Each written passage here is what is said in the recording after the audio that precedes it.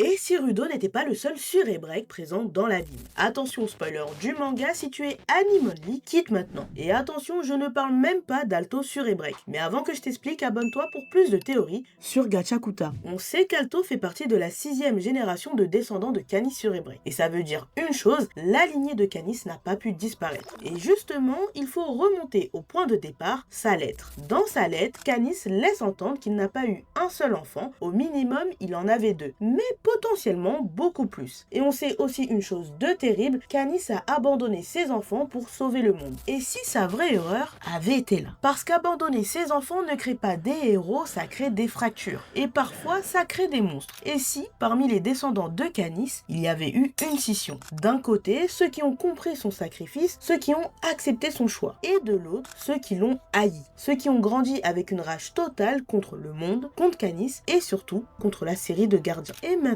imagine, avec le temps, cette haine n'a pas disparu, elle s'est transmise de génération en génération, un peu comme une malédiction. Et aujourd'hui, cette branche oubliée de la famille Surebrek existerait encore. Mieux encore, et si certains de ses descendants se trouvaient déjà dans les hautes sphères de l'abîme ou même du paradis. Parce qu'au final, pour détruire le monde ou le sauver, il faut la série de gardiens et surtout Rudo. Donc on peut se poser une question, et si depuis le début, Rudo n'était pas juste un descendant de Canis, mais le centre d'une guerre d'héritage entre deux branches Surebrek, dont l'une veut réparer le monde et l'autre veut le condamner définitivement.